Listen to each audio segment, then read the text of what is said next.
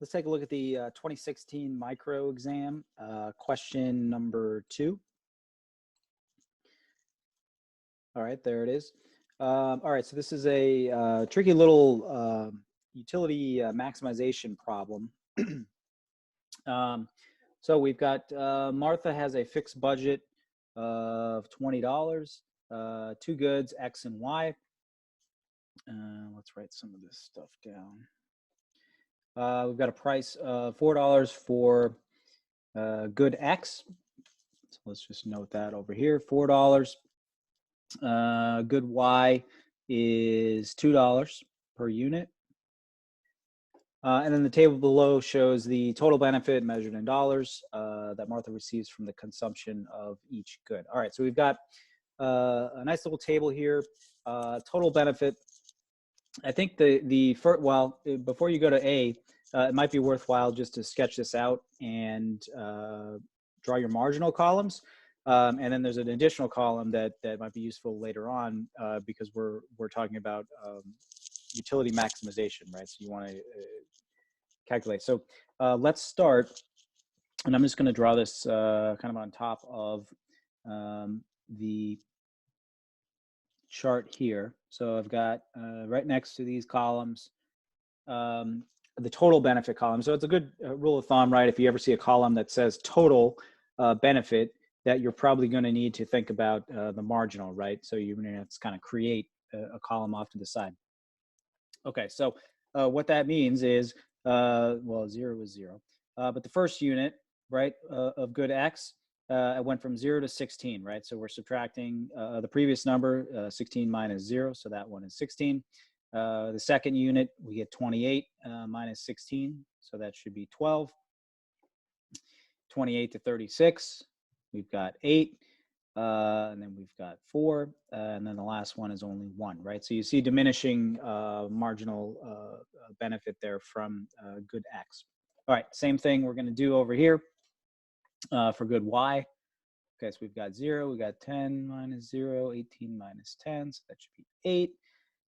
We've got 6 and 4 and 2. Again, diminishing marginal utility. All right, so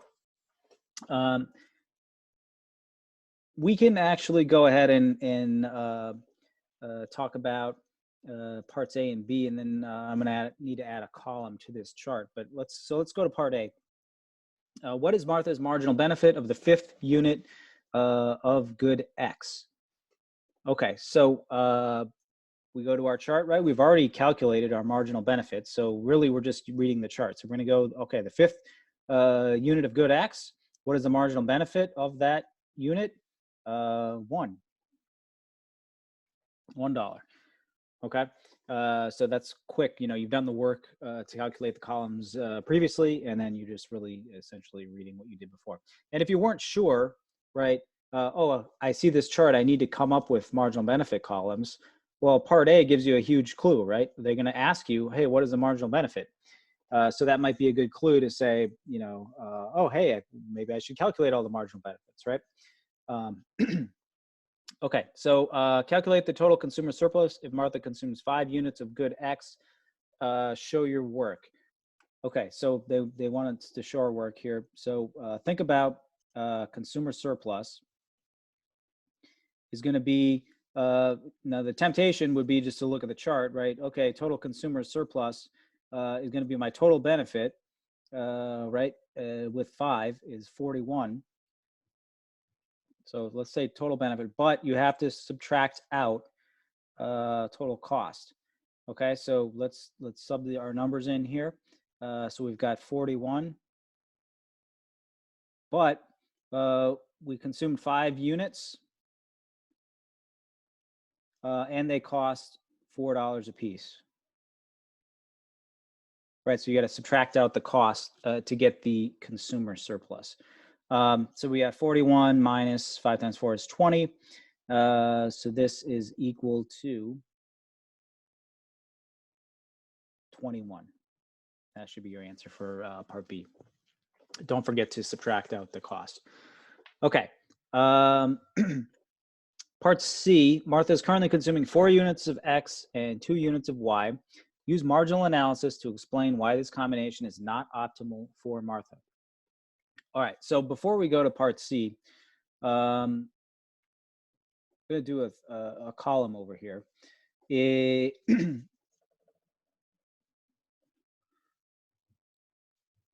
So we want to do marginal benefit over price. And same thing, marginal benefit over price for each good. So we're taking the marginal benefit column now and dividing it by the price of the good. So we're coming up with a figure of a marginal benefit per price in this column. So we've got 0, 16 divided by 4, so that is 4. 12 divided by 4, 3. 8 divided by 4 is 2, 1, and this would be 1/4 down here. Okay, so we're also going to come over to this column and do the same thing, but the price over here is $2. So again, we got 0, 5, 8 divided by 2, right? 4, 3, 2, and 1. So just taking this column and dividing it by $2. Okay, so that's going to help us on later. So let me go back to my color. All right, so let's go to part C. They give us a specific bundle of goods, 4 units of X and 2 units of Y. Use marginal analysis, right? That's your clue there if you weren't sure. And hopefully you came up with the idea, oh, you had to come up with that per price, right, to equalize it out per dollar. To explain why this, so let's just assume it is optimal. So if it is optimal, the figures for, so let's write this formula. And this is true for any utility maximization here. Marginal benefit of good X over price of good X is going to be equal to marginal benefit of good Y over price of good Y. And that's the utility maximization rule. Okay, so they gave us a specific bundle of goods here, 4 units of X and 2 units of Y. So I suggest we actually just calculate this out and see if it's true. And then if it's not, when we know why this obviously is not the optimal over here, not optimal, right? Because if we assume it's optimal, we show it's not that, then we know it's not optimal. Okay, so we go to 4 units of good X. So let's actually do the calculation here, right? The marginal benefit here was 4, and the price was 4, right? If you want to, you can just read this number. That's what we already did with the calculation, which is equal to 1. And now the question mark, if this is true, this should equal over here, the marginal benefit of Y over PY. So, and we're 2 units of Y. So quantity of Y, 2. And again, 8 divided by 2, so that would be 8 over 2 equals 4. So if this was optimal, we would have these equal. Well, we see that clearly that's not optimal, right? So the marginal benefit of more consumption of good Y is greater, much greater than marginal benefit of consumption X. So, you know, if you were working this out, you'd say, well, you should consume less of good X and more of good Y. But you don't need to say that necessarily. We just need to show that, oh, this is not the optimal consumption for combination for Martha. For example, more of good Y and less of good X would equal more utility. All right, so let's go now to part D. What is the optimal? So, and if you weren't sure, right, part C, part D gives you a clue. Oh, wait, that should probably be not optimal, right? So you should have to be able to explain why that is. Okay, now they want us to figure out what is the optimal combination. All right, well, so we know this, we know 2 things got to be true.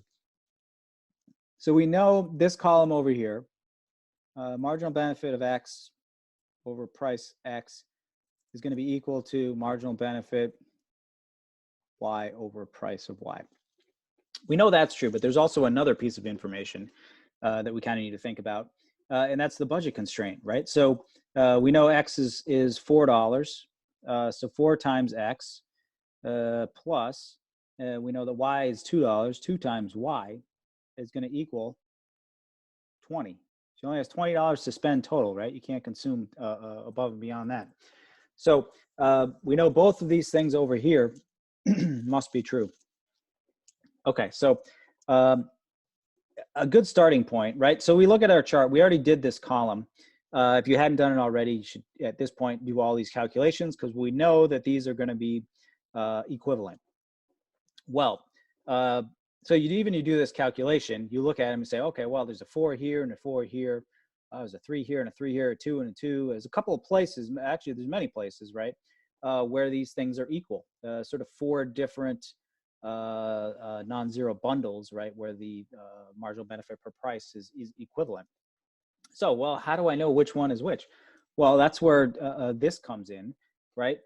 So, for example, let's just say, 4 and 4, right? So 1 unit of good X, right? If you were going to plug that in your budget constraint, you only spent, let's just do this up here, right? 1 unit of good X is at $4 plus 2 units of good Y at $2 equals $8, right? So that bundle only spent $8. You've got $12 left over in your budget. You're way under, right? So this may be true, but this is not true, right? So you have to satisfy sort of both there. We could consume more of both and be better off utility-wise. Okay, so that one's out. Now, another way to approach this is to say, well, in a previous part C, right, they gave us 4 units of X and 2 units of Y. And we said, well, it would be better to consume less of unit X and more of unit Y. So if we know this point, right, so we know we can throw that out, 4 units, right, where that's equal to 1 and that's equal to 1. So we said, okay, let's try 3 units of good X and find, okay, so that's equal to 2. So then I want to come over here. All right, so 2 and equal to 2, right? That's that component. Now let's double check and make sure we've used all our budget, right? So we've got 3x, which is 12, right? 4 times 3 plus, and we've got 4 of good y. So 2 times 4. Oh, sure enough, look at that. So at this bundle,